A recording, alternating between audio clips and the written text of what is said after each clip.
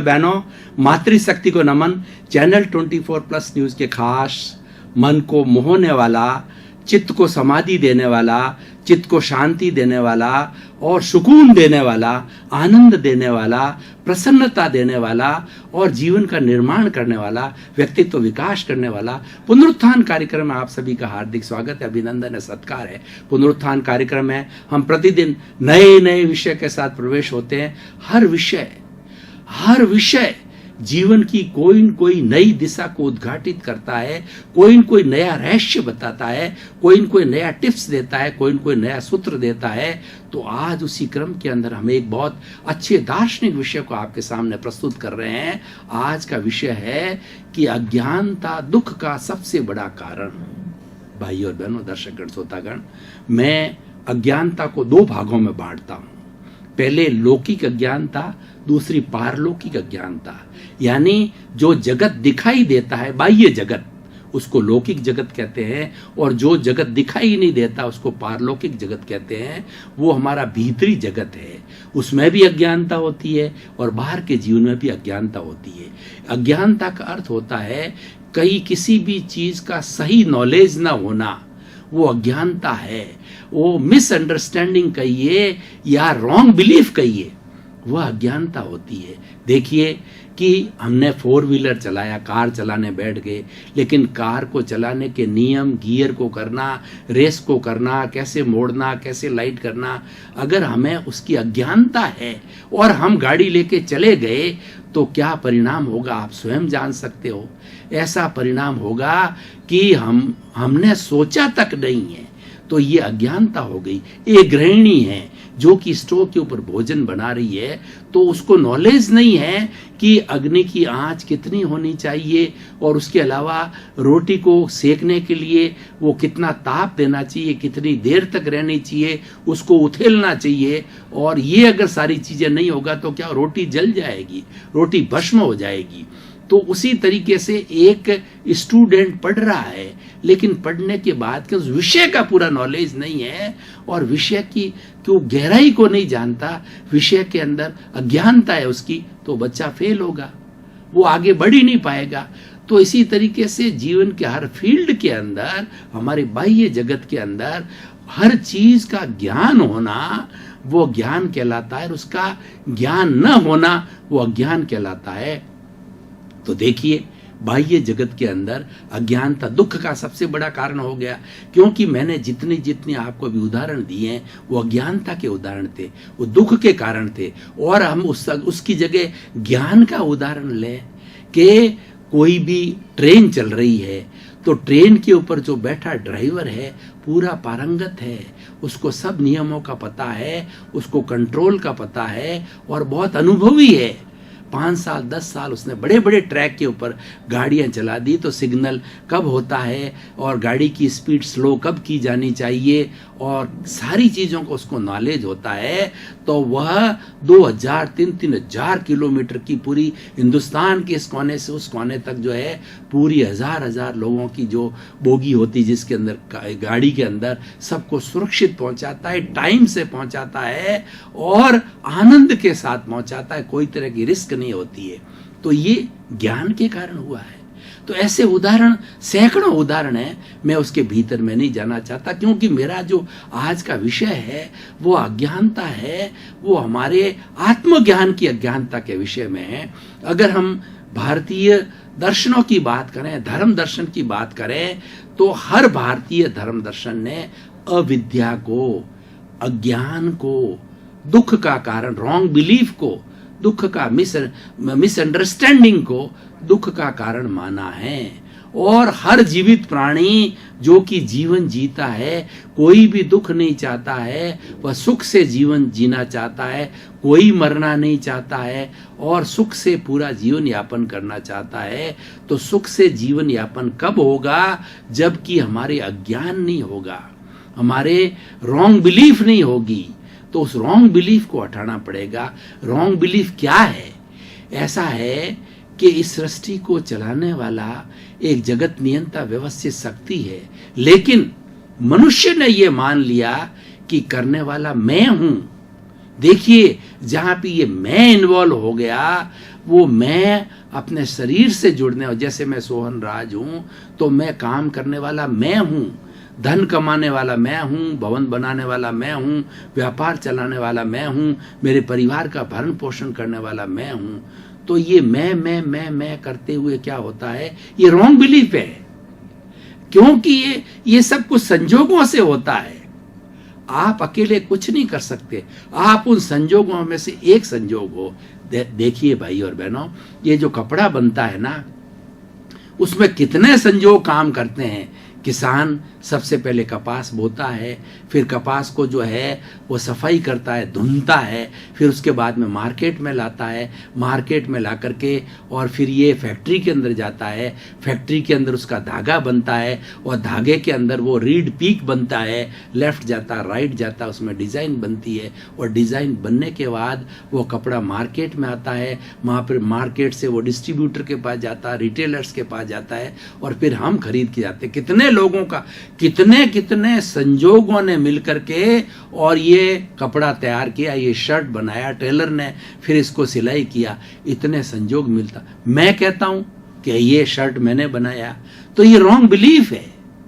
आपको ये सबसे बड़ी अविद्या है, सबसे बड़ा अज्ञान है, अपने आप को कर्ता मानना, कर्ता भाव सबसे बड़ा अज्ञान है। रियलिटी तो यही है कि व्यवस्थित शक्ति है जो इस संसार को, इस सृष्टि को चलाती है और मैं तो उसमें से मात्र एक संजोग हूं, मात्र एक निमित्त हूं। कर्ता बनने की मेरी कोई योग्यता नहीं है, कर्ता मैं बन ही नहीं सकता और कर्ता का जो है वो मेरे में किसी भी तरह के गुण नहीं है। जब व्यक्ति का कर्ता भाव छूट जाता है तो वह व्यक्ति राइट बिलीफ के अंदर आ जाता है और वो हमेशा जो कार्य करेगा वो गीता की परिभाषा में निष्काम कर्म करेगा। वो फल की इच्छा नहीं रखेगा, क्योंकि फल किस लिए रखेगा, वो तो कहेगा मेरा ड्यूटी है, ड्यूटी समझ के करेगा कि मैंने बच्चों को पैदा किया तो मेरी ड्यूटी है उनका भरण पोषण करना, उनको शिक्षा दिलाना, उनकी शादी करना, उनको पैरों पर खड़ा करना, क्योंकि ये लायबिलिटी मेरी है।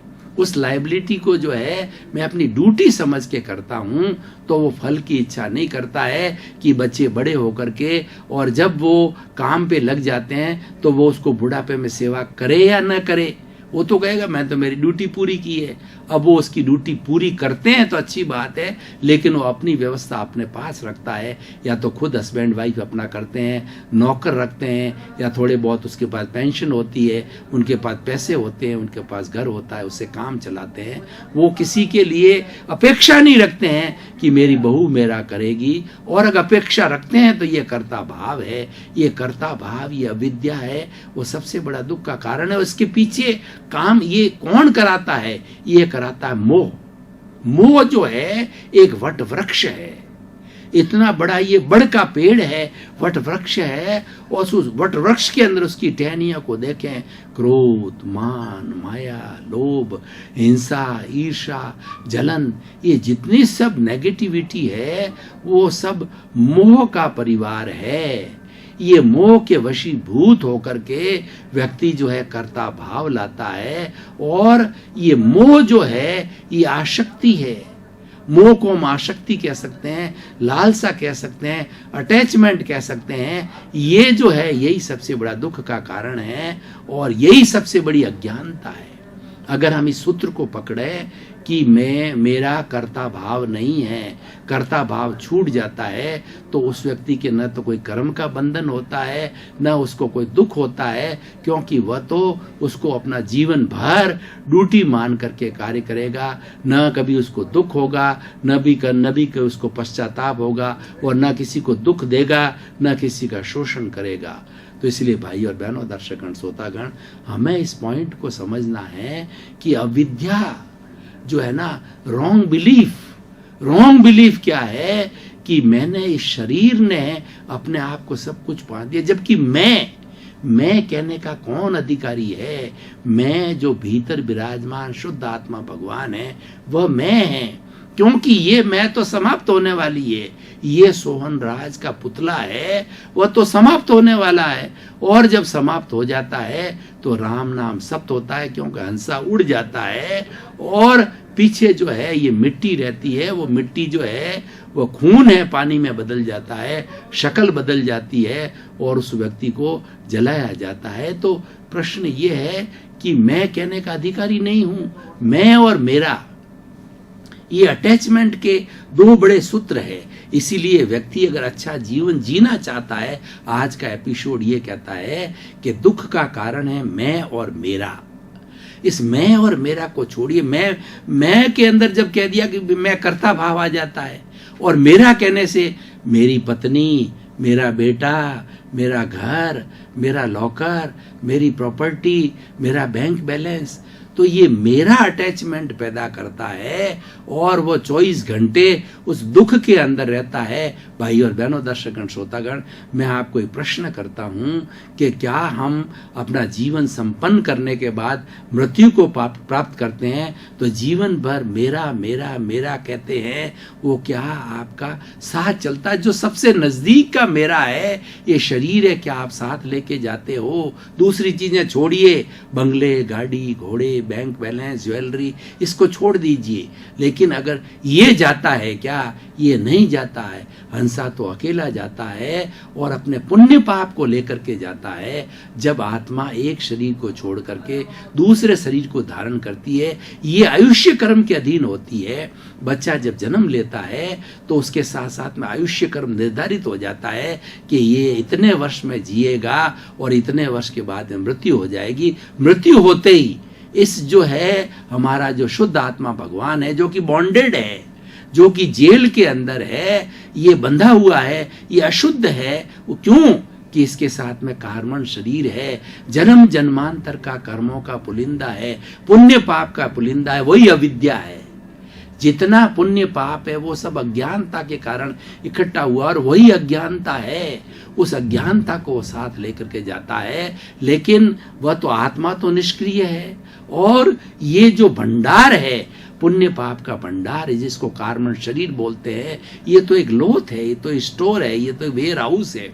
वो अपने आप नहीं चलता, आत्मा अपने आप नहीं चलती, निष्क्रिय है, और ये जो भंडार है वो निष्क्रिय है। अब इन दोनों को धक्का दिया जाता है, तो धक्का देने वाला हमारा तेजस शरीर होता है, ल्यूमिनियस बॉडी होती है हमारी, तो वह हमारे इनको धक्का देता है। तो आत्मा के साथ में दो शरीर जाते हैं, कार्बन शरीर, पुण्य पाप का पुलिंदा, और धक्का देने वाली इनर्शिया। अगर साइंस की भाषा में बात करें, बॉल मेरे हाथ में और मैं फेंकना चाहता हूं तो मुझे फोर्स लगाना पड़ता है, उस फोर्स को हम इनर्शिया कहते हैं।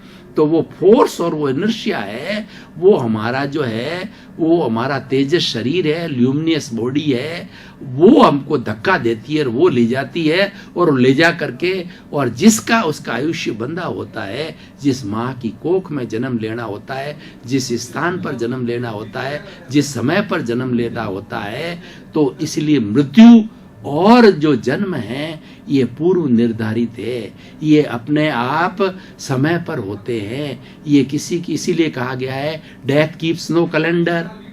डेथ के कोई कैलेंडर नहीं होता है, वो तो अनइनवाइटेड आती है। जब समय होता है हमको खुद को पता नहीं होता है। अगर व्यक्ति को खुद को अपनी डेथ का पता चल जाए कि मैं इतने समय में, इतने उम्र में जीऊंगा, इतना उम्र में जाऊंगा, तो सभी व्यक्ति संत बन जावे। कोई व्यक्ति जो है बुरे कार्य नहीं कर रहे, हर व्यक्ति मोह करता रहता है, अभी और जीऊंगा, अभी और जीऊंगा, थोड़ा इकट्ठा कर लूं, थोड़ा इकट्ठा कर लूं, थोड़ा धन दौलत बढ़ा दूं, बेटे के लिए कर लूं, पोते के लिए कर लूं, और मेरी प्रतिष्ठा के लिए कर दूं, पद ऊंचा ले लूं।